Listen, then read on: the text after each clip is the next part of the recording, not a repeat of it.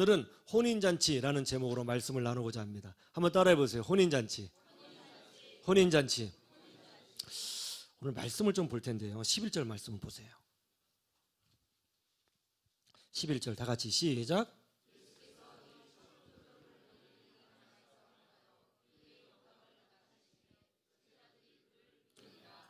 자, 예수님께서 행하신 첫 번째 표적을 설명하고 있습니다. 지난주 설교 기억해요? 첫 번째라는 것은 성경적으로 의미가 있다 없다, 굉장히 깊다는 것을 우리가 지난 시간에 확인했습니다. 그러면 예수님께서 이 땅에 오셔서 첫 번째로 행하신 표적, 의미가 있을까요 없을까요? 굉장히 큰 의미가 있죠. 예수님께서는 정말 많은 표적을 행하셨어요. 무리를 걸으시는 표적도 행하셨고요, 물고기 2마리와 보리떡 5개로 5,000명을 먹이시는 무슨 기적? 오병이어의 기적을 행하셨어요. 그리고 심지어 죽은 나사로를 살리시는 표적도 보여주셨습니다. 정말 많은 표적을 행하셨는데, 그런데 하필이면 왜 물로 포도주를 만드시는 표적을 첫 번째 표적으로 삼으셨을까요? 정말 큰 사건, 큰 표적들이 많은데 그 많은 표적 중에서 왜 하필이면 물로 포도주를 만드시는 표적을 첫 번째 표적으로 우리 주님께서 정하셨느냐 말이에요. 그 이유가 뭔지 한번 생각해 보기를 원합니다. 왜 첫 번째 표적으로 행하셨는가? 왜 하필이면 혼인잔치에서 포도주를 만드시는 사건을 예수님의 첫 번째 표적으로 삼으셨냐 이거예요. 그 이유는 예수님의 때와 관련이 있습니다. 때. 우리 4절 말씀을 보세요. 자, 다 같이 한번 볼까요? 4절 시작.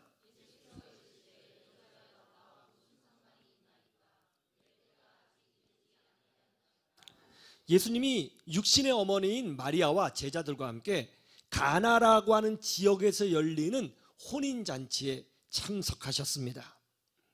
그런데 중간에 포도주가 떨어진 거예요. 왜냐하면 유대인들의 혼인잔치는 보통 7일 동안 합니다. 충분한 음식과 포도주를 갖추고 있어야 해요. 그런데 중간에 포도주가 떨어졌으니 이 잔치가 지속되기 어렵게 된 거예요. 아주 큰 낭패가 생긴 겁니다. 당황스러운 일이 발생한 것이죠. 그때 예수님의 육신의 어머니인 마리아가 예수님께 와서 이런 말을 하죠. 얘야, 저 사람들에게 지금 포도주가 없다고 하는구나. 네가 좀 어떻게 좀 해봐라. 아마도 마리아는 예수님에게 어떤 특별한 능력이 있다는 것을 알았던 것 같아요. 그래서 예수님에게 이렇게 말을 한 거죠. 그러자 놀랍게도 예수님께서 마리아의 요청을 단칼에 거부하십니다. 그것도 어떻게 거부했어요? 어머니라고 하지 않고 뭐라고 불렀어요? 여자여라고 불렀어요. 그러면서 거부하시는 이유가 뭐냐면 내 때가 아직 이르지 아니하였다고 말씀하시는 거예요. 왜 예수님은 육신의 어머니 마리아의 부탁을 거절하셨을까요? 그것은 이거예요. 원래 예수님은 이 가나 혼인잔치에 오셔서 물로 포도주를 만드실 작정이셨습니다. 원래 그렇게 하시려고 하셨어요. 그런데 정말 포도주가 떨어졌거든요. 그런데 중간에 마리아가 나선 거죠. 야, 좀 어떻게 좀 해봐라.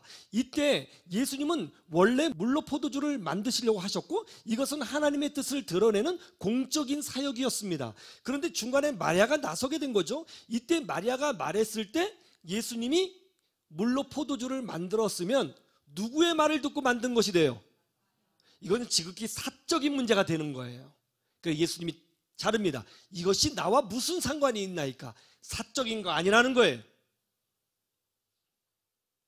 이거는 내가 알아서 내 때에 알아서 한다는 거예요.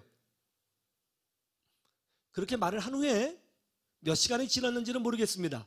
꽤 시간이 지났을 거예요. 그런 후에 예수님께서 갑자기 물을 떠서 항아리 아귀까지 채우라고 명령하십니다. 그러자 사인들이 물을 갖다 채웠어요. 그러고 나서 물을 떠서 연회장에게 갖다 줘라. 그 잔치를 주관하는 장에게 갖다 줘라 했던 거죠.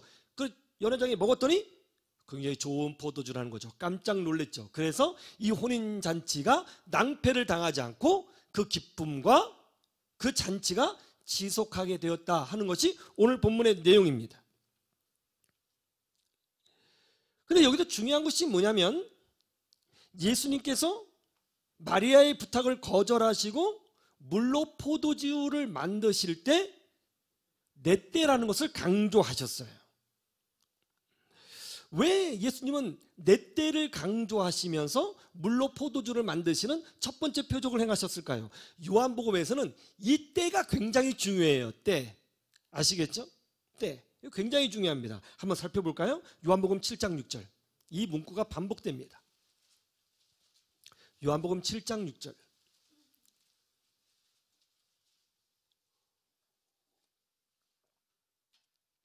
다 같이 보죠. 시작.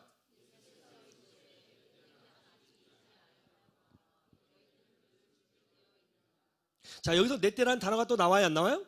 분명히 나오죠. 예수님께서 말씀을 선포하시자 사람들이 엄청 큰 은혜를 받습니다. 거기에 더하여 예수님께서 엄청난 기적을 보여주시는 거예요. 그러자 사람들이 웅성거리기 시작합니다. 그러면서 예수님에게 이렇게 말해요. 아니, 이런 능력을 가지고 있으면서도 왜 갈릴리 총구석에 있느냐? 이런 능력이 있다면 서울로 가라, 뉴욕으로 가라, 국회로 나가라, 예루살렘으로 올라가라. 그렇게 말을 했어요. 그러자 예수님께서 뭐라고 말씀하시냐면 내 때가 아직 이르지 아니하였다. 그렇게 말씀하시는 거예요. 즉 올라가긴 올라가실 거예요. 그러나 때가 있다는 것이죠. 이것을 통해서 우리가 알 수 있는 것이 뭐죠? 예수님은 예수님의 어떤 때를 위하여 사명을 감당하고 계시다는 거예요. 그 때가 중요하다는 것입니다. 7장 30절을 보시죠. 자, 요한복음 7장 30절. 다 같이 시작.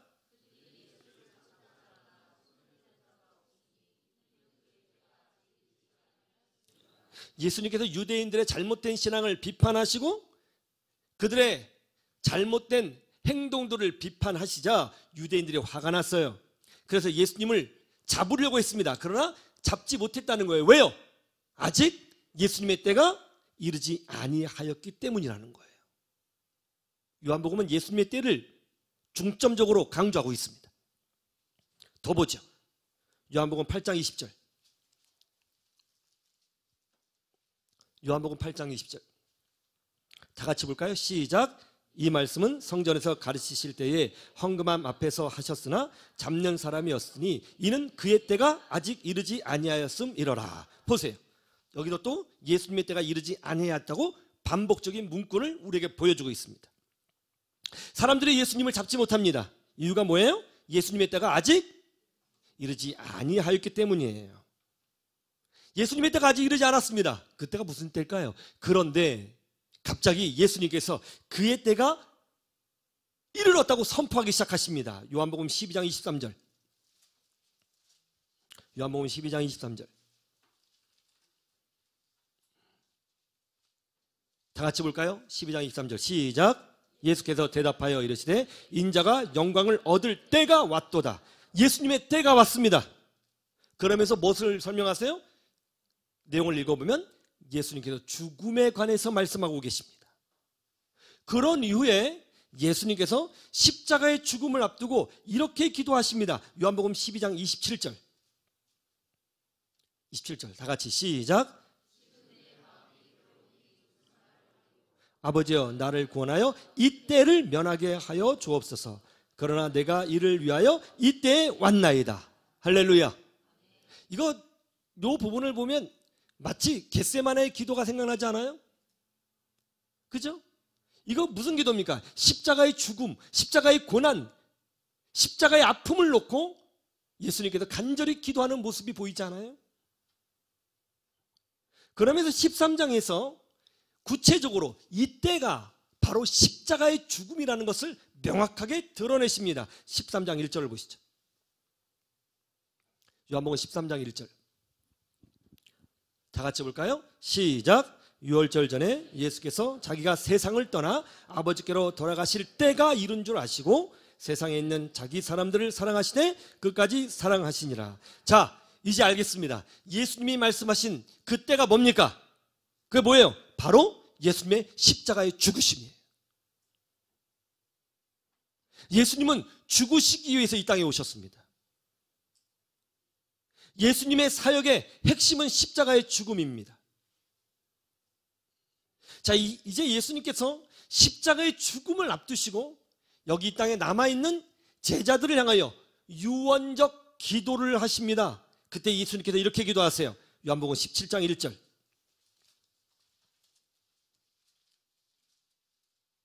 요한복음 17장 1절.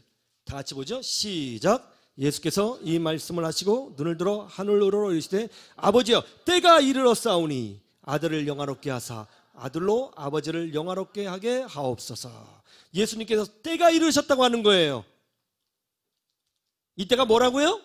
예수님의 십자가의 죽음이에요. 설교를 기억하셔야 됩니다. 예수님께서 이 땅에서 행하신 첫 번째 표적이 뭐예요? 가나 혼인잔치에서 물로 무엇을 만들었어요? 포도주를 만들었어요. 왜 이 표적을 첫 번째 표적으로 정하셨을까요? 왜 이 표적을 첫 번째 표적으로 정하셨을까요? 근데 이 표적을 행하신 이유는 예수님의 때를 위해서 이 표적을 행하셨다고 말씀하셨어요. 근데 그러면 이 때는 무슨 때라고요? 십자가의 죽으심이에요. 그러니까 생각해 보세요. 예수님께서는 가장 즐거운 가나 혼인잔치에서, 결혼식장에서 예수님의 장례식을 말씀하고 있는 거예요. 너무 놀랍지 않아요? 가장 즐거운 시간에 예수님의 장례식을 말씀하고 있어요. 기적도 놀라워요. 물이 뭐가 됐어요? 예수님의 피를 상징하는 게 뭐예요? 포도주예요. 가장 즐거운 시간에, 가장 기쁜 시간에 예수님은 예수님의 죽음을 말씀하고 있는 거예요. 그래서 예수님의 죽음을 보여주기 위해서 내 때라고 말씀하고 있는 거예요. 왜? 예수님은 가장 즐거워야 할 혼인잔치에 다들 기뻐서 막 춤추는 그 시간에 예수님의 죽음에 대해서 말씀하고 있는 것일까요? 그 이유가 뭡니까? 그 이유는 하나입니다. 분명한 메시지를 담고 있는 거예요. 그게 뭐예요? 그건 이거죠. 내가 십자가에서 너희들의 죄를 해결하고 죽어야 너희들에게 영생의 기쁨이 임한다. 내가 죽어야 너희들에게 생명의 기쁨이 임한다. 내가 죽어야 너희들에게 천국 백성의 기쁨이 임한다. 나는 너희들에게 혼인잔치와 같은 영적인 기쁨을 주기 위하여 십자가에서 죽을 것이다. 내가 이것을 위하여 왔느니라. 그것을 설명하고 있는 것입니다. 예수님께서 왜 십자가에서 죽으셨어요? 그가 채찍에 맞음으로 우리는 나음을 입는 거예요. 주님이 고난을 받아야 우리가 치료를 받아요. 주님이 죽으셔야 우리가 살아요. 예수님이 우리의 죄의 문제를 해결하셔야 우리가 용서받아요.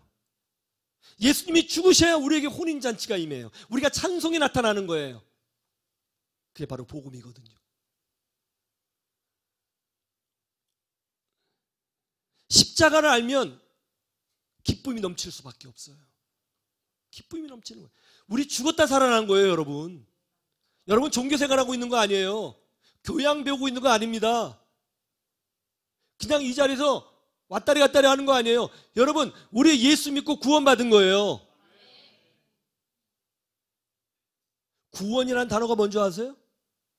어디서부터 구원받았어요? 구원? 어디서 구원받았어요? 예? 죄와 하나가 더 있어요. 심판이에요. 예, 심판. 심판이에요. 예수님이 이런 말씀 하셨거든요. 만일 너희 중에 누가 죄를 범하거든 네 눈을 뽑아버려라. 눈 없이 장애인으로 천국 들어가는 게 훨씬 낫다. 거기는 구더기도 죽지 않고 소금이 불에 튀듯이 엄청난 고통이 있을 것이다. 절대로 거기는 가면 안 된다. 만일 너희 중에 누가 죄를 범하거든 팔을 잘라서 버려라. 장애인으로 천국 가는 게 훨씬 낫다. 거기는 절대 가면 안 돼. 예수님이 그렇게 말씀하셨을 정도예요. 느낌이 안 오죠? 아직 살아있으니까. 곧 만나게 될 거예요, 여러분. 그때 가면 여러분 정말 놀랄 겁니다. 우리가 어떻게 천국에 가요? 우리가 어떻게 죄사함을 받아요? 우리가 어떻게 죄의 문제를 해결해요? 어떻게 하나님의 자녀가 돼요? 방법은 하나밖에 없어요. 오직 예수 그리스도의 십자가의 피를 의지하는 거예요. 예수님이 죽으셔야 우리가 살아요. 예수님이 죽으셨기 때문에 우리에게 혼인잔치가 있는 거예요. 기쁨이 있는 거예요. 여러분, 기독교 예배의 독특한 게 뭔지 아세요? 기독교 예배는요, 기쁨의 찬양이 있어요. 그래서 저는 우리 부목사님들에게도 찬양 부를 때 항상 기쁘게 빠르게 부르라고 요구해요. 장성곡처럼 부르지 말고. 왜냐하면 기쁨이 기독교의 핵심이거든요. 왜 예수님이 많은 표적들이 있는데 그 많은 표적들 중에서 물로 포도주를 만드는 표적을 첫 번째 표적으로 삼으셨느냐? 복음의 핵심이 있거든요. 혼인잔치가 멈추면 안 돼요. 예수님이 피를 흘리고 죽으셔야 우리에게 기쁨이 임하는 거예요. 구원의 기쁨, 용서의 기쁨, 사죄의 기쁨, 거듭남의 기쁨, 하나님의 자녀가 되는 기쁨이에요. 그래서 혼인잔치에 그 표적을 첫 번째 표적으로 주신 것입니다. 이것을 통해서 우리가 알 수 있는 것이 있습니다. 하나님은 우리가 기뻐하기를 원하시는 거예요. 그런데 오늘 한국교회 보면 많은 성도들이 기뻐하잖아요. 여러분 기쁘세요? 지금 이 예배 드리는 거지 기쁘세요? 기뻐하기를 소망합니다. 한국 기독교인들에게 기쁨이 없어요. 찬양을 불러도 기쁨이 없어요. 이럴 때 있죠? 갑자기 찬양이 지루해질 때, 그때 찬양이 4절까지가 있다는 게 굉장히 힘들지 않습니까? 어떨 땐 말이죠. 예배를 드려도 기쁘지 않아요? 설교를 들어도 기쁘지 않아요? 그런 경우가 많아요. 한국 교인들이 지금 기쁨을 잃어버렸어요. 예배에 기쁨이 없고요, 찬양에 기쁨이 없어요. 왜 그런지 아세요? 한국교회 강대상이 다 철학화되었기 때문이에요. 강대상에서 예수 그리스도의 십자가를 선포하고 용서를 선포하고 복음을 선포해야 되는데 다 철학자를 얘기하고 있어요. 도덕과 윤리를 얘기하고 있어요. 교양을 얘기하고 있어요. 신학자를 얘기하고 있어요. 여러분, 교양과 윤리를 위해서 예수님이 십자가에 죽으신 거 아니에요. 철학자의 철학을, 그 논증을 담보하기 위해서 예수님이 죽으신 거 아니에요. 강대상은 오직 예수 그리스도의 은혜와 십자가만 선포해야 되는 줄로 믿습니다. 복음이 선포되고 있잖아요. 그래서요, 교회에 다니고 있는 아이들이 복음을 몰라요.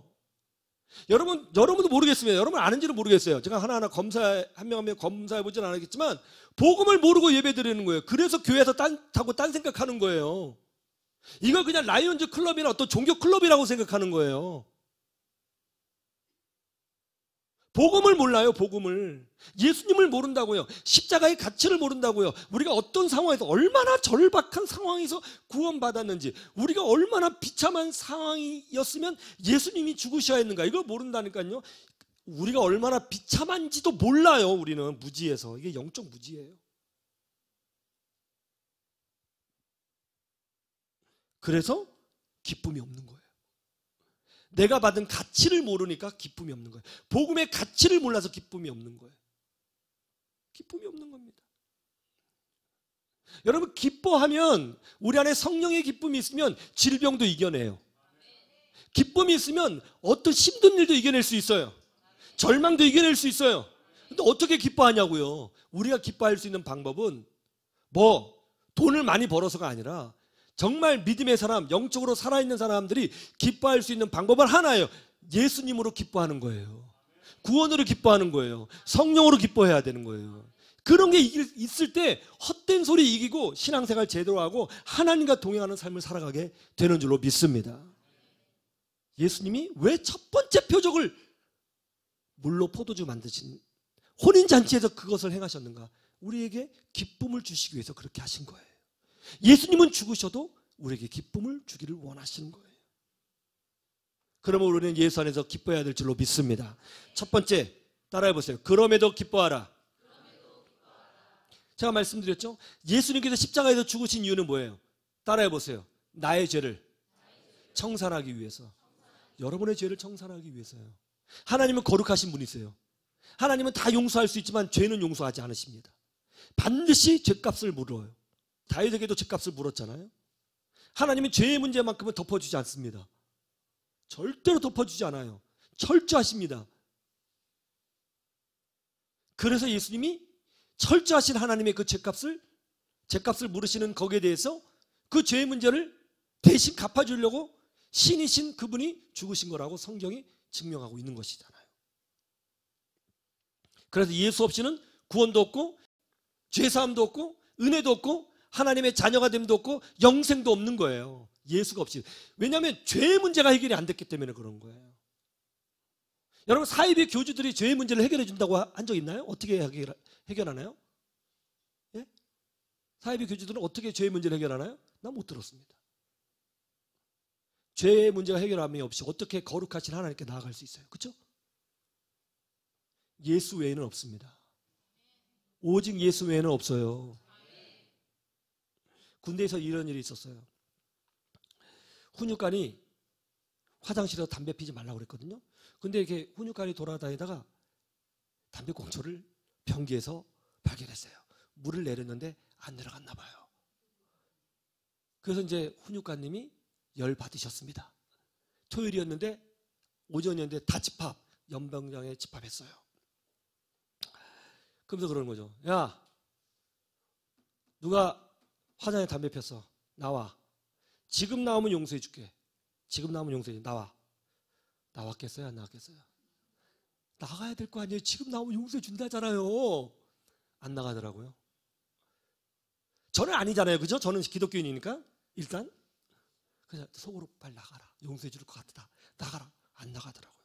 점점점 게이지가 올라가는 거죠. 지금 나오면 용서해 준다고. 나와. 안 나와. 내가 분명히 마지막으로 얘기한다. 지금 나오면 용서한다고. 나와. 안 나와요. 여러분 같으면 나가시겠어요? 안 나가시겠어요? 그러면 안 돼요, 여러분. 인생 그렇게 살면 안 됩니다. 그래서 결국 안 나와가지고 그 훈육관이 화가 나가지고 이제 얼차례를 주는 거예요. 얼차례를 주는데 12시에 식사 시간이니까 그때까지 주겠다는 거죠. 그리고 코스를 얘기해 주더라고요. 처음에 쪼그려 앉아뛰기 하고 목봉체도 하고 그 다음에 선착순 하고 뭐 시키겠다고 얘기하더라고요. 요 순서대로 갈 테니까 그 중간에도 힘들어서 양심에 동기들이 힘든 거 보고 양심에 찔리면 나와라. 그럼 용서해 주겠다 하는 거예요. 용서해 주겠다. 그래서 1시간 동안 쪼그려 앉았다 가는데 그분이 완전히 눈이 돌아갔어요. 화가 나서. 근육이 파열될 것 같은 거예요. 계속 제발 나가라. 제발 나가라. 이런 생각이 들어요. 내가 나갈까? 주님처럼. 했다고. 용서해 주고. 근데 왠지 맞을 것 같더라고요. 너무 힘든 거예요. 그냥 목봉 제대로 하는데요. 야, 이거 하는데 미칠 것 같더라고요. 근데 그렇게 열심히 했는데 벌 받을 때는요, 시간이 안 가요. 시간이 안 가요. 이거 진짜 이러다가 진짜 큰일 나겠다. 막 그런 한계를 느꼈어요.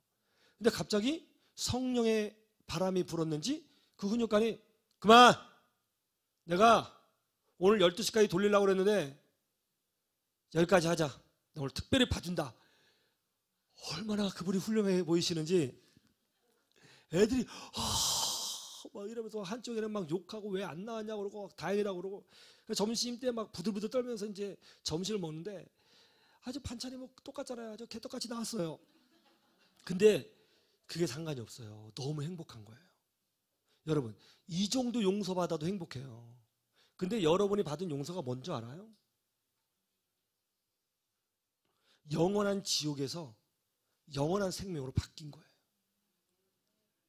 우리는 심판받아 영원한 형벌을 받을 뻔했던 사람들이에요.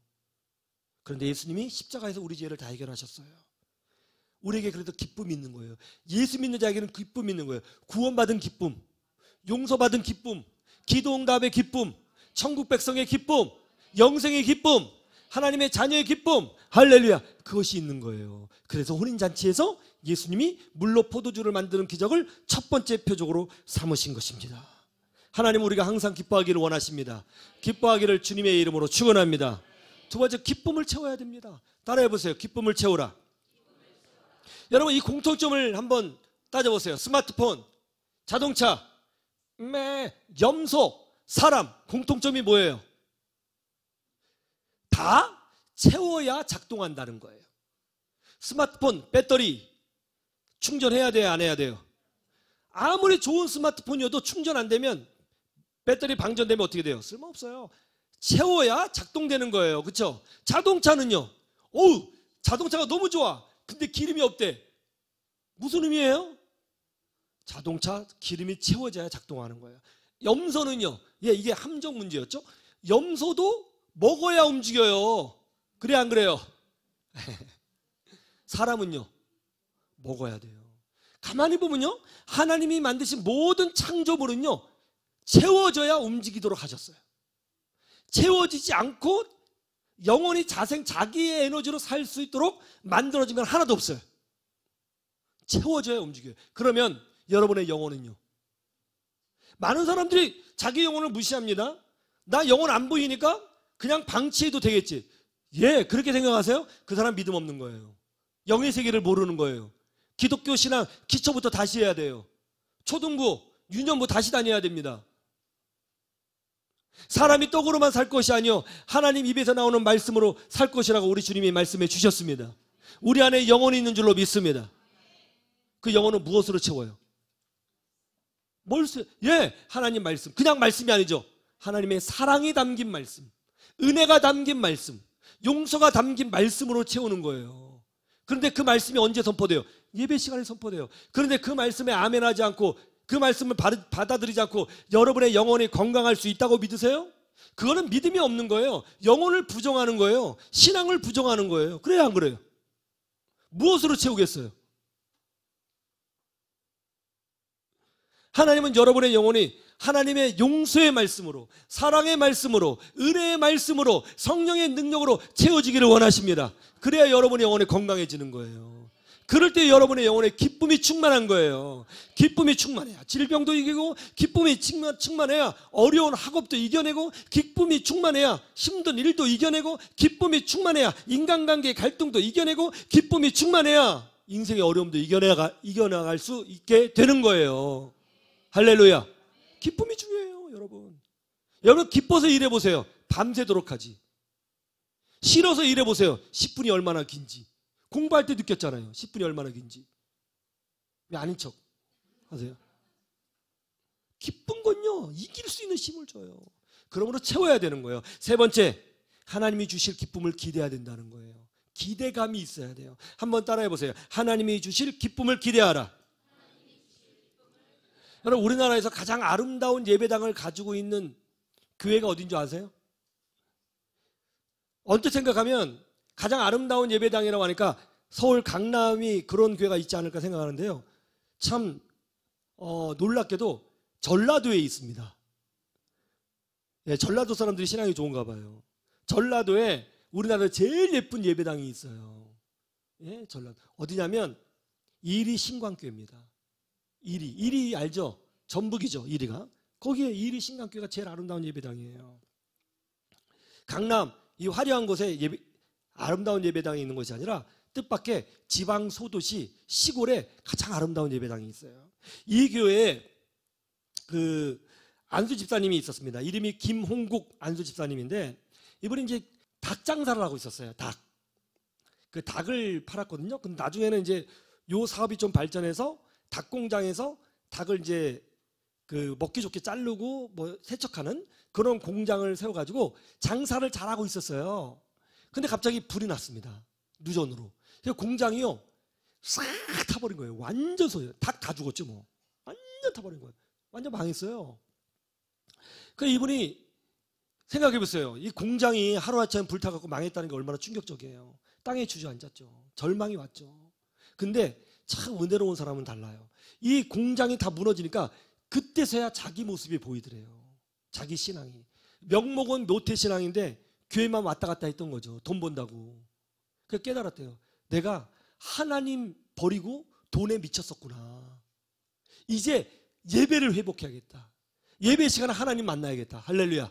그래서 그때부터 정말 새벽 기도도 나가고 예배란 수요 예배, 금요 예배 다 나가고 주일 예배, 오전 예배, 오후 예배까지 또 지방이라 막 밤 8시 예배인데 그 예배까지 다 드리고 예배를 드렸대요. 그러니까 예배에 열심히 참여하니까 은혜가 회복되더래요. 이게 중요해요. 할렐루야. 참여해야 돼요. 막 은혜가 회복되더라는 거죠. 근데 막 예배 중심으로 신앙생활을 하는데 어느 순간 예배 중심으로 신앙생활을 하니까 어느 순간 교회가 보이더라는 거예요. 야, 많이 낡았다. 한 번도 교회 다니면서 그런 모습을 본 줄 알아요. 교회가 왜 이렇게 초라하지? 그게 보인 적이 없었대요. 근데 그거 보이더라는 거죠. 교회가 나보다 낡았다. 그게 보이더라는 거죠. 그게 보였대요, 눈에. 그래서 이분이 안수 집사인데 교회를 놓고 기도하다가 마음에 비전이 생긴 거예요. 어린아이, 청년, 장년, 노년 할 것 없이 정말 이쁘게 생긴 예배당에서 손을 잡고 막 기뻐 찬양하는 모습이 막 그려지더라는 거예요. 아, 그렇게 막 기뻐서 예배하면 좋겠다. 막 가슴이 뛰더라는 거예요. 그 이분이 목사님 찾아가서 안수 집사님인데 본인이 건축위원장 하겠다고 자처했어요. 그래가지고 스스로 건축위원장 돼가지고 공장을, 불에 탄 공장을 대출받아서 세우면서 교회 일도 같이 본 거예요. 그리고 이제 기도한 거죠. 내가 이 공장을 통해서 얻는 수익을 주의 몸된 교회를 세우는 데 쓰겠습니다.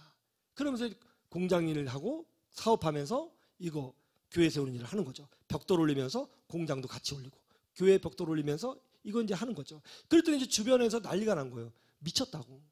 너 그러다 너 망한다. 사업도 망하고 교회 어려워진다. 그게 뭐 하는 짓이냐. 그랬더니 믿었던 친구들이 대단하다. 함께 기도해 줄게. 이럴 줄 알았더니 그게 아니라 막 손가락질하고 미쳤다 그러고 막 그러더라는 거죠. 상처 엄청 받은 거예요, 이분이. 그래도 믿음으로 꿈꾸고 전진했어요. 그렇게 막 어렵게, 뭐 어렵죠. 교회 일도 보고. 그러면서 이제 세계에서 가장 아름다운 교회를 만드는 게 꿈이니까 이제 맨날 교회의 모습 보다가 어느 나라의 교회가 이쁘다 그러면 자기 뜻 맞는 사람 데리고 비행기 타고 가서 그 교회 가서 사진 찍고 그랬대요. 사진 찍고 가서 보고. 그리고 또 공장 세우고 사업하고. 뭐 정신없는 거죠. 맨날 코피 흘리면서 일을 하는 거죠. 예? 그래서 공장을 쭉 세워가는데 갑자기 그때 우리나라에 무슨 일이 생겼는지 닭고기 매출이 엄청 올라가더라는 거예요. 닭고기 매출이 쫙 올라가고요. 또 이분이 이제 닭고기 매출이 올라가니까 사이드로 이제 돼지 사료 같은 것도 좀 했었는데 그것도 갑자기 막 엄청나게 올라가더라는 거죠. 그래서 막 정신없이 막 대출을 받아서 공장 또 세워가지고 막 장사를 막 미친 타고 또 교회 막 돌보고 막 돌아가는데 어느 날 신문을 딱 봤더니 신문에 자기 회사 이름이 딱 나와 있더라는 거예요. 그러면서 뭐라고 나왔냐면 닭, 오리, 돼지고기 사료 부분에서 한국 점유율 1위 회사. 이 회사가 딱 나오더라는 거예요. 그리고 그 위기였던 회사가 그의 매출액을 올렸는데 얼마냐면 3,618억 원의 매출을 올렸어요. 이 회사가 바로 하림입니다. 하림. 그리고 그 집사님이 헌신해서 세운 교회가 이리 신강교회예요. 지금 이리 신강교회는 교회 건축한다고 하면 다 가보는 교회예요. 다 방문하는 교회예요. 샘플로. 전 교회에서 가장 기쁘게 예배드리는 그런 교회로 소문났습니다. 서울 강남이나 뭐 대도시에 있는 교회가 아니에요. 이리 지방에 있는 소도시가 그런 일을 해낸 거예요. 하나님이 혼인잔치에서 물로 포도주를 만드시는 기적을 행하신 이유는 예배의 기쁨을 우리에게 주시려고 그런 기적을 행하신 줄로 믿습니다. 우리에게 혼인잔치의 기쁨이 있기를 원하시는 거예요. 예수님의 죽으심으로 우리에게는 생명의 기쁨이 있는 거예요. 하나님은 우리가 기뻐하기를 원하십니다. 예배 중에 기뻐하기를 원하십니다. 찬송 중에 기뻐하기를 원하십니다. 말씀 중에 기뻐하기를 원하십니다. 기쁨이 세상을 이길 수 있습니다. 이 기쁨으로 세상을 이기는 믿음의 사람들이 되기를 주님의 이름으로 축원합니다. 축원합니다. 축원합니다. 우리 함께 찬양하겠습니다.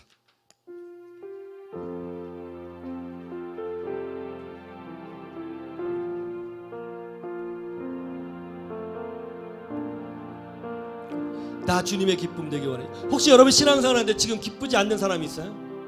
그거는요 여러분의 영혼이 고장난 거예요. 병든 거예요.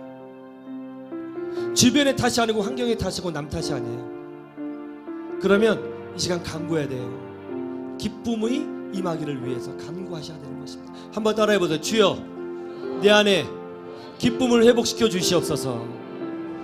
주여 내 안에 충만히 기쁨을 부어 주시옵소서. 할렐루야. 다 같이 찬양합니다.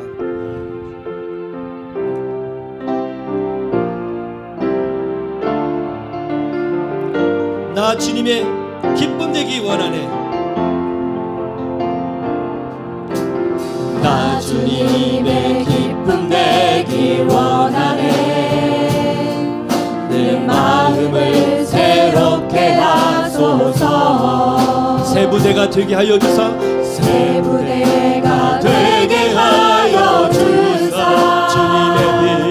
주님의 빛 비추게 하소서. 내가 원하는 한 가지, 내가 원하는 한 가지, 주님의 기쁨이 되는 것, 주님의 기쁨이 되는 것, 내가 원하는 한 가지.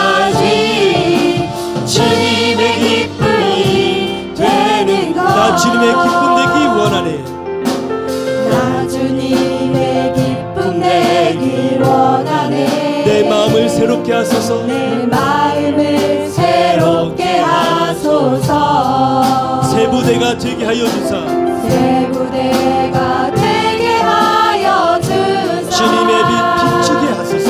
주님의 빛 비추게 하소서 우리 믿음으로 고백합니다. 내가 원하는 한 가지 하나님 아시지요. 하나님 아시지요. 주님 아시지요. 한 가지 주님의 기쁨이 되는 것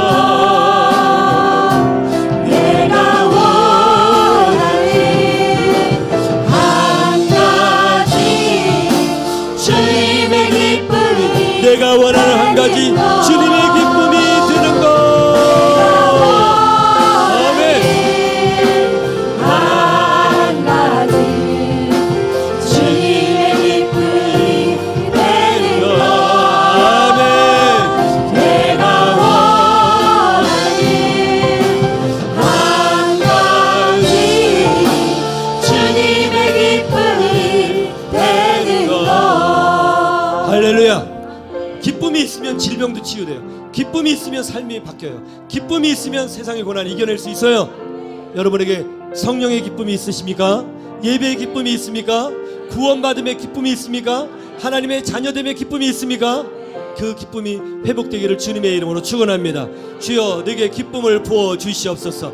주여 세상을 이길 수 있는 기쁨을 부어 주시옵소서. 다 같이 기도하겠습니다. 주여